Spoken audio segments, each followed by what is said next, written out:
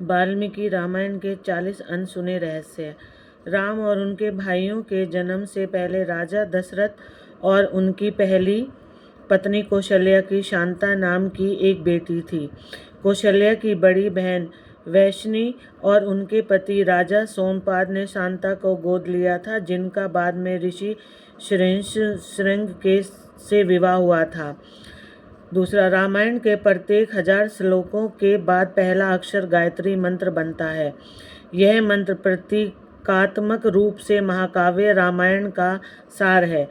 गायत्री मंत्र का उल्लेख सबसे पहले सबसे पुराने वेदों में से एक ऋग्वेद में मिलता है। मूल वाल्मीकि रामायण में 24,000 श्लोक हैं। जब राम मिथिला आए तो वहाँ कोई स्वयंवर नहीं था। वह विश्वामित्र ही थे जिन्होंने मिथिला जाने से पहले राम से कहा था कि वह वहाँ रखा भगवान शिव का एक अमोघ धनुष दिखाएंगे। उस धनुष का नाम पिनाक था, जिसका उपयोग भगवान राम ने सीता स्वयंवर में किया था। मूल वाल्मीकि रामायण में लक्ष्मण रेखा का कोई उल्लेख नहीं है। जिस रेखा को पार नहीं किया जा सकता, उसके रूपक के रूप में इस्तेमाल किया जाने वाला प्रसिद्ध शब्द वास्तव में सीता की रक्षा के लिए लक्ष्मण द्वारा अपने तीर से खींची गई एक सीमा है। लेकिन संत तुलसीदास द्वारा रचित रामचरितमानस में भी इस कथा का प्रत्यक्ष उल्लेख नहीं है। भगवान लक्ष्मण ने अपनी नींद का त्याग कर दिया, जिसके बाद उनकी पत्नी उर्मिला अपने पति की नींद की भरपाई के लिए 14 साल तक सोती रही। जब से रावण को हराने के बाद अयोध्या लौटे तो देवी निद्रा तुरंत लक्ष्मण के सामने प्रकट हुई और जब वह सो गए तो उर्मिला जाग गई। वाल्मीकि रामायण के अनुसार जब राम 25 वर्ष के थे तब उन्हें वनवास मिला और वह अयोध्या लौटे और 39 वर्ष की आयु में उनका राज्याभिषेक किया गया। राज्याभिषेक के बाद 30 वर्ष और 6 महीने तक शासन करने के बाद जब वह लगभग 70 वर्ष के थे तब राम ने राज्य छोड़ दिया था। वाल्मीकि रामायण में सीता को बचाने के प्रयास का श्रेय जटायु को नहीं बल्कि उनके पिता अरुण को दिया गया है। वाल्मीकि जी ने बताया कि धर्म के अनुसार जीवन जीने वाले महाराजा के लिए एक दिन एक वर्ष के बराबर होता है।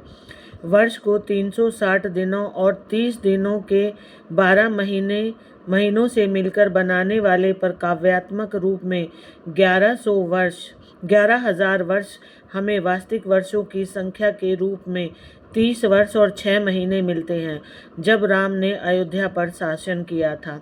शूर्पणखा ने अपने पति की हत्या के लिए रावण को मृत्यु का श्राप दिया था। शूर्पणखा का पति राक्षस राजा कालकेय का सेनापति था, जिसका वध रावण ने अपने विश्व विजय अभियान के दौरान कर दिया था। रावण के पास पुष्पक विमान और भी कई विमान थे, जिसमें उपयोग किया एक अन्य प्रसिद्ध विमान डांडू मोनारा है।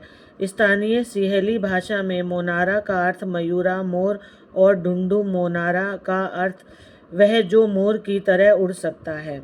पुल को बनाने में वास्तुकार नील और नाल की देखरेख में 5 दिन में 10 मिलियन वानरों ने निर्माण कराया। जब पुल का निर्माण किया गया था तब इसका आयाम 100 योजन लंबाई में और 10 योजन सांस में था, जिससे इसका अनुपात 10.1 था। भारत में धनुषकोडी से श्रीलंका में तलाई मन्नार तक पुल, जैसा कि वर्तमान समय में मापा गया, लंबाई में लगभग 35 किलोमीटर और चौड़ाई में 3.5 किलोमीटर, अनुपात 10.1। वाल्मीकि के अनुसार कौशल्या ने कहा था, यदि तुम्हारे पिता ने ही तुम्हें निर्वासित किया है तो मैं उन्हें अस्वीकार कर सकती हूँ, क्योंकि पुराने दिनों में रानियों को राजा के आदेश को पलटने का अधिकार था। और ये भी कहा कि अगर कैकेयी ने ही आदेश दिया है तो तुम्हें जाना ही होगा। निश्चित रूप से वह आपके सर्वोत्तम हित को ध्यान में रखेगी। राम को ब्राह्मण वध प्रायश्चित अर्थात ब्राह्मण रावण की हत्या का प्रायश्चित करना पड़ा। इसलिए अपने राज्याभिषेक के बाद वह एक विद्वान रावण को मारने का प्रायश्चित करने के लिए अपने भाई के साथ देवप्रयाग गए। देवप्रयाग भारत के उत्तरी भाग उत्तरांचल में है। मंदोदरी रावण की पत्नी थी। वह महान वास्तुकार, गणितज्ञ, खगोल शास्त्री और कुशल इंजीनियर प्रसिद्ध मायासुर की बेटी थी। मंदोदरी को भारत के प्रतिष्ठित पंचकन्याओं में से एक माना जाता है। भारतीय परंपरा में 5 महिलाओं को उनके आदर्श जीवन के लिए पंचकन्या की उपाधि दी गई है। वे हैं अहिल्या, सीता, मंदोदरी, द्रौपदी और तारा। महर्षि वाल्मीकि ने महाग्रंथ रामायण की रचना उत्तर प्रदेश के बिट्ठूर कस्बे में गंगा जी के किनारे स्थित अपने आश्रम में की थी। ऐसा माना जाता है कि यह वही स्थान है जहां सीता माता ने समाधि ली थी और धरती में समा गई थी। वाल्मीकि का यह महान महाकाव्य श्लोक नामक छंदबद्ध दोहों से बना, जिसमें अनुष्टुप नामक एक जटिल छंद का प्रयोग किया गया है। इन छंदों को सर्ग नामक अलग अलग अध्यायों में समूहीकृत किया गया है, जिसमें किसी विशिष्ट घटना या आशय के बारे में बताया गया है। सर्गों को फिर से कांड नामक अध्यायों में वर्गीकृत किया गया है। देवी लक्ष्मी स्वरूपा सीता को वैदेही के नाम से भी जाना जाता है। उन्हें वेदवती का अवतार भी माना जाता है, जिनसे रावण ने तपस्या के दौरान छेड़छाड़ करने की कोशिश की थी ताकि वह भगवान विष्णु की पत्नी बन सकें। तब उन्होंने रावण को श्राप दिया कि वह अगले जन्म में उसके विनाश का कारण बने। राम के वनवास के दौरान लक्ष्मण कभी नहीं सोए। उन्हें गुंडाकेश के नाम से भी जाना जाता है, जिसका अर्थ है जिसने नींद को हरा दिया है। लक्ष्मण ने रावण के 3 पुत्रों का वध किया, जबकि उसके द्वारा मेघनाद का वध अधिक प्रचलित है। रावण के अन्य पुत्र प्रस्थ और अतिकाय थे। लक्ष्मण शत्रुघ्न के जुड़वा भाई थे। उनकी माता सुमित्रा थी। जामवत की रचना ब्रह्मा ने रावण के विरुद्ध संघर्ष में राम की सहायता के लिए की थी। रावण के साथ द्वंद्व युद्ध के दौरान उन्होंने रावण पर प्रहार किया और रावण बेहोश हो गया। उन्होंने हनुमान को उनकी शक्ति की भी याद दिलाई ताकि वे समुद्र पार कर लंका जा सकें। बाली ने रावण को भी हराया था। एक बार रावण ने बाली को युद्ध के लिए बुलाया। उन्होंने रावण को अपनी पूंछ में पकड़ लिया और संपूर्ण विश्व में घुमाया। विनम्र होकर रावण ने युद्ध विराम का आह्वान किया। शत्रुघ्न को विष्णु के शंख का अवतार माना जाता है।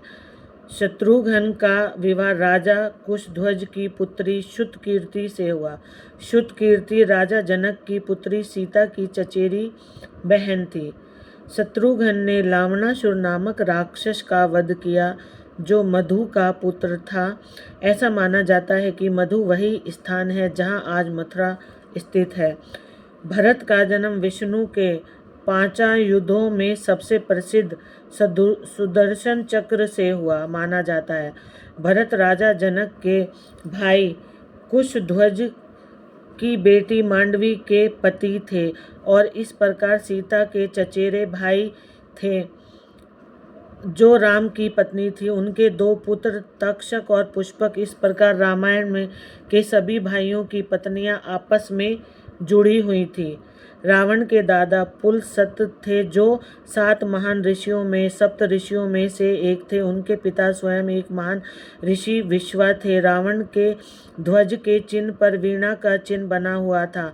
रावण ने एक बार शिव की स्तुति के गीत गाने के लिए एक संगीत वाद्य यंत्र बनाने के लिए अपना हाथ तोड़ दिया था और रावण हत्या का वध कहा जाता है। उनकी माता दैत्यों की राजकुमारी थी। उनका नाम कैकसी के पिता सुमाली थे। रावण आधा ब्राह्मण और आधा असुर था। कैकसी के माता पिता सुमाली और कैतुमती के विश्वा की योग शक्तियों के बारे में सुना है। विश्वा को अपना दामाद बनाना चाहते थे ताकि उनकी शक्तियां बढ़ सकें। उन्होंने विश्वा को कैकसी की मुलाकात कराई। बाद में विश्वा और कैकसी 5 बच्चों की माता पिता बने, कुबेर, रावण, कुंभकर्ण, शूर्पणखा और विभीषण। कुंभकर्ण को धर्मात्मा, बुद्धिमान और बहादुर माना जाता है, जिससे इंद्र उससे ईर्ष्या करते हैं। अपने भाइयों रावण और विभीषण के साथ उन्होंने भगवान ब्रह्मा के लिए एक प्रमुख यज्ञ और तपस्या की। जब ब्रह्मा से वरदान मांगने का समय आया तो देव सरस्वती ने उनकी जीभ को बांध दिया। इंद्र अनुरोध के कार्य करते, इसलिए इंद्रासन मांगने के बजाय उन्होंने निद्रासन मांगा। कुंभकर्ण के 2 पुत्र कुंभ और निकुंभ थे। वे भी राम के विरुद्ध युद्ध में लड़े और मारे गए। श्री राम की माँ कौशल्या कौशल देश की राजकुमारी थी। कौशल्या के पिता का नाम सकौशल व माता का नाम अमृत प्रभा था। वनवास के दौरान श्री राम ने कबंध नामक एक शासित राक्षस का वध किया था। उसी ने राम को सुग्रीव से मित्रता कराने का सुझाव दिया था। रावण जब विश्व विजय पर निकला तो उसका युद्ध अयोध्या के राजा अरण्य के साथ हुआ, जिसमें रावण की विजय हुई। राजा अरण्य वीरगति को प्राप्त हुए और उन्होंने मरते हुए शाप दिया कि तेरी मृत्यु मेरे कुल के एक युवक द्वारा होगी। हनुमान का मकरध्वज नाम का एक पुत्र था, जो रावण के सौतेले भाई पाताल लोक के शासक अहि रावण का वफादार सैनिक था। जब हनुमान अहि रावण द्वारा अपहरण कर लिए गए राम और लक्ष्मण को बचाने गए तो मकरध्वज हनुमान जी से द्वंद्व युद्ध में हार गया। अहि रावण का वध हनुमान जी ने किया। फिर उन्होंने अपने पुत्र मकरध्वज को राजा बनाया और राम और लक्ष्मण के साथ चले गए। राम ने इंद्र से उन सभी वानरों को जीवित करने का अनुरोध किया जिन्होंने युद्ध में अपनी जान गंवा दी थी। वे सभी बहादुर थे, अपनी ऊर्जा साबित कर रहे थे और उन्होंने अपनी मृत्यु को ध्यान में नहीं रखा। उन्होंने कठिन प्रयास किए और मर गए। इंद्र उन्हें उनका जीवन लौटा दो। इसके बाद वे सभी वानर योद्धा मानो नींद से उठे हों और उनके सभी अंग घावों से पूरी तरह ठीक हो गए। सभी बंदर आश्चर्यचकित हो गए, एक दूसरे से कहने लगे, यह कौन सा चमत्कार है। रावण का मूल नाम 10 ग्रीव था, जिसका अर्थ है 10 सिर वाला। शिव ने अपने पैर के अंगूठे से पर्वत को नीचे दबा दिया, जिस 10 ग्रीव का हाथ कुचल गया। 10 ग्रीव ने पीड़ा में जोर से चीख निकली, जिससे उसका नाम रावण पड़ गया, जिसका अर्थ है दहाड़ने वाला या चिल्लाने वाला। शक्तिशाली राम के अलावा रावण 2 अन्य राजाओं से भी पराजित हुआ था। एक था वानर राजा बाली और दूसरा था कार्तवीर्य अर्जुन महिष्मति का राजा, जिसे हजारों भुजाओं वाला भी कहा जाता है। वाल्मीकि रामायण के अनुसार रावण को अकपन नाम के राक्षस राम के बारे में बताया। वह उस युद्ध में जीवित बचा एकमात्र व्यक्ति था, जिसमें राम ने 48 मिनट में रावण के 14,000 राक्षसों को मार डाला था, जिसमें उसके चचेरे भाई खरदूषण भी शामिल थे। राम और रावण के बीच अंतिम युद्ध में रावण के सारथी ने देखा कि उसका राजा चल रहे द्वंद्व के कारण थक गया है। उसने स्वामी को कुछ राहत देने के लिए अपने रथ को युद्ध के मैदान से दूर भगा दिया। रावण युद्ध से भागते हुए सारथी पर क्रोधित था, क्योंकि उसने उसे कायर की तरह दिखाया। सारथी ने शांति से कहा, वह चाहता था कि लंका के स्वामी के प्रति अपनी वफादारी का आश्वासन देते हुए पूरी तरह से सक्रिय होकर कार्रवाई में वापस आने से पहले रावण स्वस्थ हो जाए। अपने सारथी के शब्दों से प्रभावित होकर रावण ने उसे एक रत्न जड़ित हंस मुद्री का भेंट किया और युद्ध के मैदान में वापस ले जाने का आदेश दिया। भगवान राम ने पृथ्वी पर अपने कर्तव्यों को पूरा करने के बाद वैकुंठ लौटने की इच्छा व्यक्त की, लेकिन हनुमान ने मृत्यु के देवता को राम से मिलने की अनुमति नहीं दी। हनुमान का ध्यान राम की अंगूठी लाने में लग गया, जिसे उन्होंने पाताल में फेंक दिया था। यम इस शर्त पर आने के लिए सहमत हुए कि उनकी बातचीत गोपनीय होनी चाहिए और जो कोई भी कमरे में प्रवेश करेगा उसे मौत की सजा दी जाएगी। इसलिए राम ने लक्ष्मण को कमरे की सुरक्षा का जिम्मा सौंपा, लेकिन ऋषि दुर्वासा मिलने राम से मिलने आए। प्रारंभ में लक्ष्मण ने विनम्रता पूर्वक मना कर दिया, लेकिन अयोध्या के शाप देने की धमकी मिलने के बाद लक्ष्मण ने बैठक को बाधित करने का फैसला किया। राम के वचन को पूरा करने के लिए लक्ष्मण ने सरयू नदी के तट पर अपने प्राण त्याग दिए। राम की मृत्यु से पहले लक्ष्मण की मृत्यु हो गई, क्योंकि वह शेषनाग के अवतार थे। उन्हें विष्णु से पहले वैकुंठ लौटना पड़ा।